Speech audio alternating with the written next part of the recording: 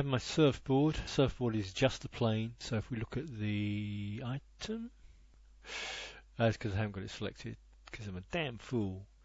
So select it, go to item, and scale is off, so first thing, should always be checking that, I believe. So Control A and apply scale, which gives us back scale of 1 all round. Okay, that's good. X has a value, Y has a value, but at this point anyway, Z doesn't have a value. Now the aim of this one is so this is looking down, it's a top orthographic, and I want to flip it up, so it's lying on the sand, I want to flip it up so the surfboard is standing on its end. To achieve this, a couple of things I noticed. One is you do have to be in object mode, not edit mode, and you must have proportional edit off.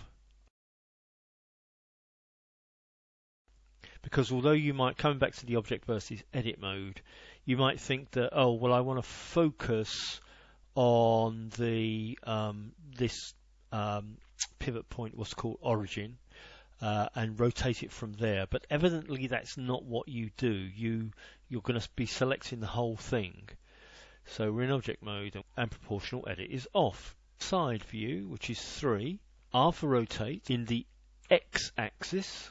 And if you look at the top left hand corner, at the moment it says it wants to do rotation along global X, but right now it's 0 because I haven't said anything.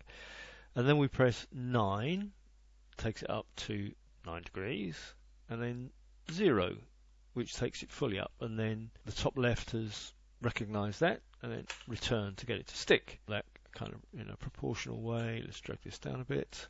Then that's at 90 degrees, and that's what I wanted.